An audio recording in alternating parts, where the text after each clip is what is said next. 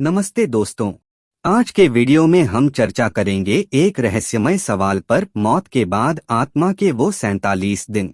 क्या होता है इन दिनों में जीवात्मा के साथ? यह एक रोचक और अज्ञात सत्य है जिस पर हम आज बात करेंगे। इस रहस्यमय सफर की शुरुआत करने से पहले, यदि आपने अभी तक चैनल को सब्सक्राइब नहीं किया है तो कृपया सब्सक्राइब करें और घंटी दबाएं ताकि आप हमारी नई वीडियोस से अपडेट रह सकें। और अब बिना किसी देरी से आइए शुरुआत करते हैं। मृत्यु जीवन का अटल सत्य है, यानी जिसका जन्म हुआ है उसकी मृत्यु निश्चित है।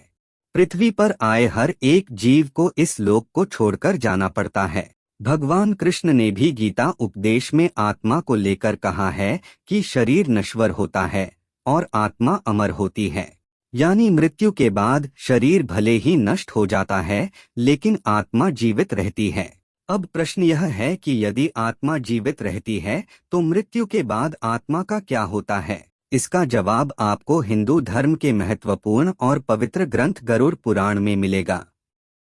गरुड़ पुराण में भगवान विष्णु के वाहन पक्षीराज गरुड़ पूछते हैं, नारायण, मृत्यु के बाद आत्मा का क्या होता है और आत्मा कितने दिनों के बाद यमलोक पहुंचती है? गरुड़ के सवाल का जवाब देते हुए भगवान विष्णु कहते हैं, मृत्यु के बाद जीवात्मा को यमलोक तक की यात्रा करने में पूरे 47 दिन लग जाते हैं। इन 47 दिनों के दौरान उसे कई तरह की यातनाओं का भी सामना करना पड़ता है।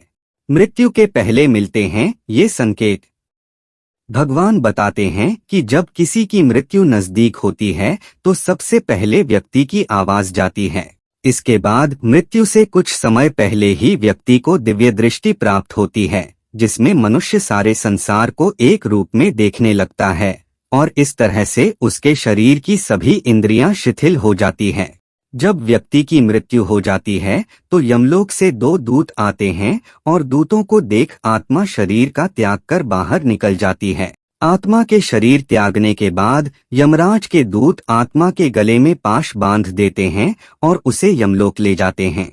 मृत्यु के बाद 13वीं और पिंडदान क्यों जरूरी? मृतक व्यक्ति ने यदि अपने जीवन में पाप कर्म किए होंगे तो यमदूत पापी आत्मा को गर्म वायु और अंधेरे रास्ते से यमलोक ले जाते हैं और मार्ग में उसे कई तरह की यातनाएं झेलनी पड़ती है। इसके बाद आत्मा को आकाश मार्ग से वापस उसके घर छोड़ दिया जाता है। कहा जाता है कि मृत्यु के बाद मृतक की आत्मा अपने परिवार वालों के साथ पूरे 13 दिनों तक रहती है और मृत्यु के बाद होने वाली अंतिम क्रियाओं और रस्मों को भी देखती है। 13 दिन बाद जब आत्मा का पिंडदान, 13वीं और ब्राह्मण भोज आदि किया जाता है तो इसके बाद यमराज के यमदूत आत्मा को फिर से लेने के लिए आते हैं। इसलिए हिंदू धर्म में किसी की मृत्यु के बाद 13वीं और 10 दिनों तक पिंडदान करना जरूरी माना गया है, क्योंकि इससे आत्मा को यमलोक तक की यात्रा करने के लिए शक्ति मिलती है। लेकिन इसके बाद भी यमलोक तक की यात्रा आत्मा के लिए आसान नहीं होती है। मृत्यु के बाद के वो 47 दिन। जब 13 दिनों के बाद यमदूत आत्मा को यमलोक ले जाने के लिए आते हैं तो आत्मा को सबसे पहले वैतरणी नदी पार करनी पड़ती है।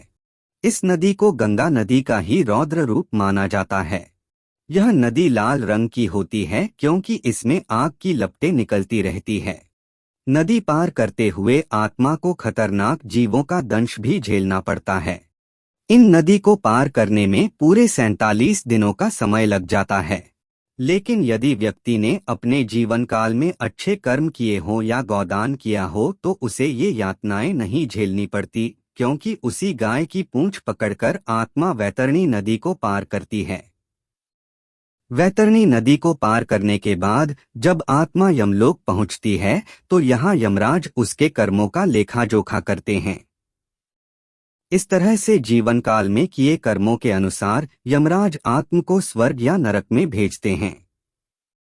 इसलिए व्यक्ति को अपने जीवन में हमेशा अच्छे कर्म करने चाहिए, क्योंकि अच्छे कर्मों का फल न सिर्फ जीवन बल्कि मृत्यु के बाद भी मिलता है। मृत्यु के बाद आपके कर्म ही आपके साथ जाते हैं।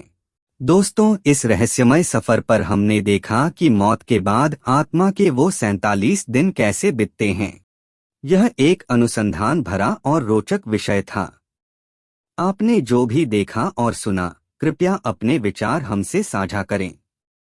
अगर आपको यह वीडियो पसंद आया हो तो लाइक करें, सब्सक्राइब करें और घंटी दबाएं ताकि आप हमारी आने वाली वीडियोस से अपडेट रह सकें। धन्यवाद दोस्तों, मिलते हैं अगली वीडियो में। हर हर महादेव।